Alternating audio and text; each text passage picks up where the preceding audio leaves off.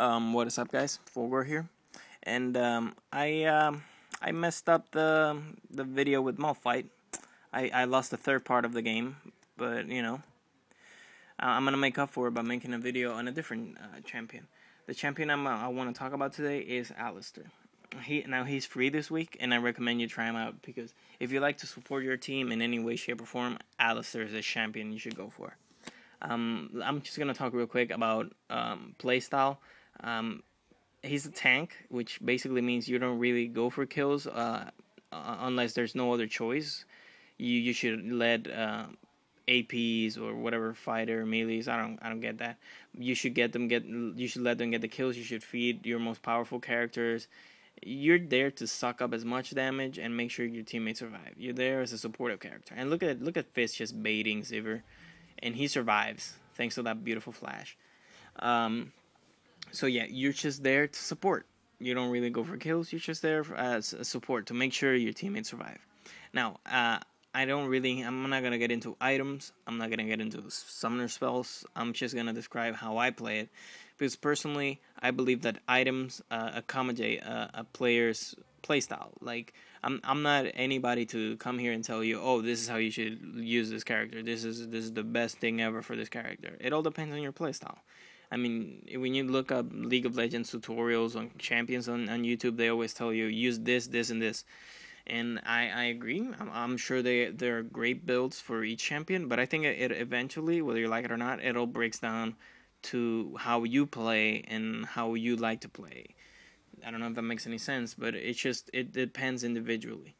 Now, personally, I haven't had much experience with Alistar. Keep in mind, this is my first game ever with Alistar. I do know how his abilities work because I looked up the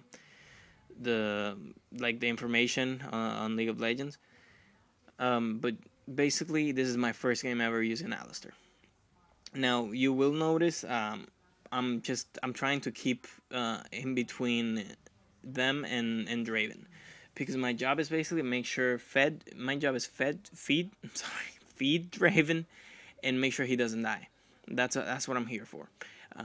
You will see throughout the progression of this game, I try to stand between the minions and them, preventing them from getting any farm. Now, usually I don't like to do this at the beginning of a game. I think it's very risky, but once I hit level 3 or so, I start preventing them from getting any farm. Now, let's talk about Alistar's specials. His passive is called Trample. Basically, every time you cast a spell, you gain the ability to move through units, sort of like Ghost, and deal damage.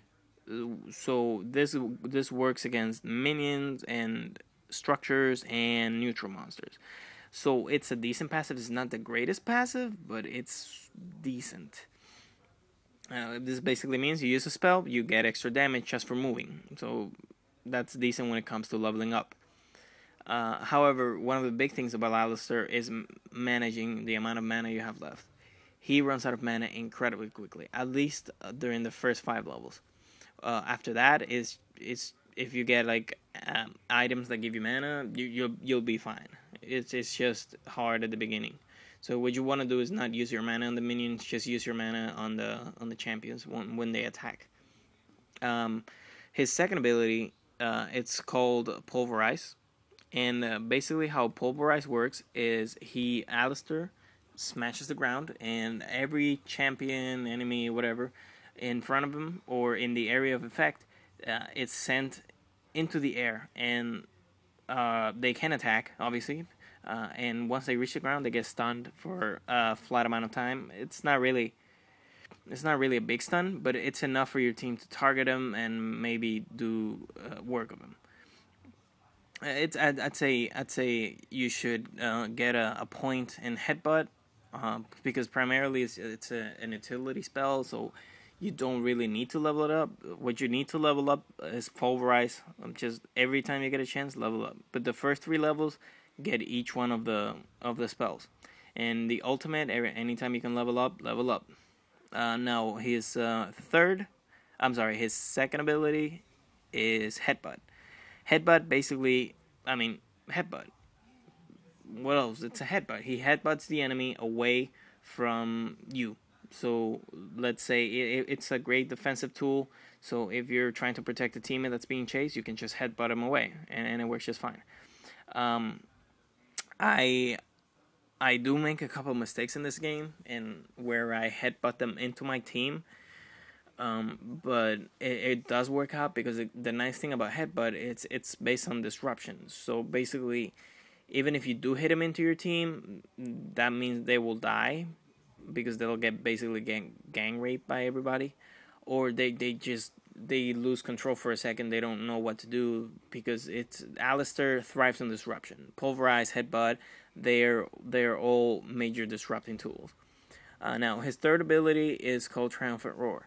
Triumphant Roar basically grants health to allies and himself.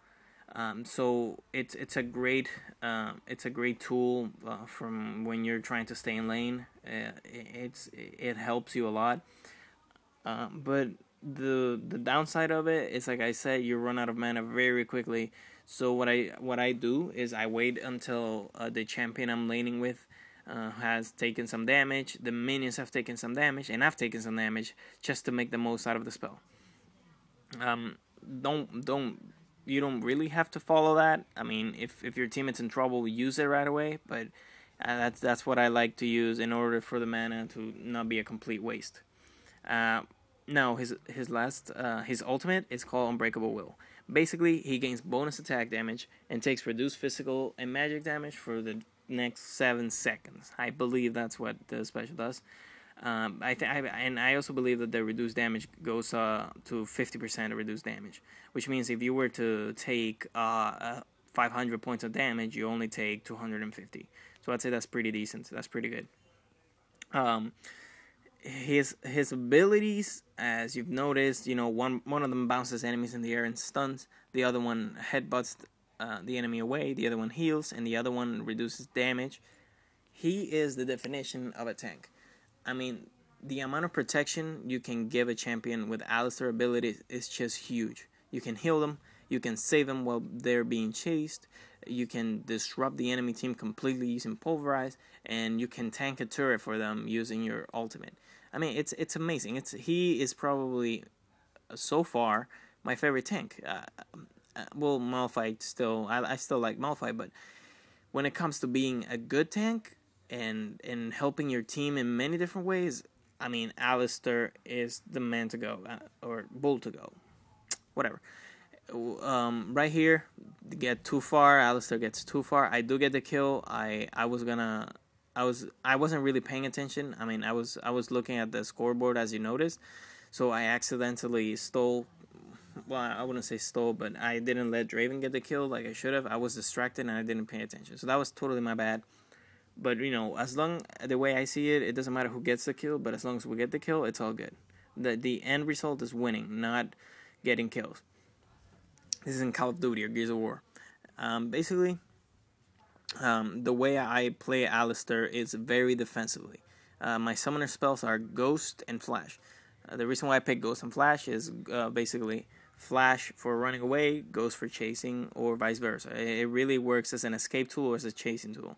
I use it with Alistar to run away because I hate feeding the enemy team. I think that's one of the worst things you can do, especially when you have a Darius or a Draven or Master Yi. Feeding is the most horrible thing you could do. And the whole point of picking a tank is to support your team, so you're not really supporting when you're feeding the enemy team. So the way I see it, running away to safety is the best thing you can do. I could have used Clarity, but mana is not really an issue in the late game. It's just an issue during the first 5 levels. Once you get through that, you're all good. Alright, so I think this is going to be for part 1. I already explained, and part 2, hopefully I'll explain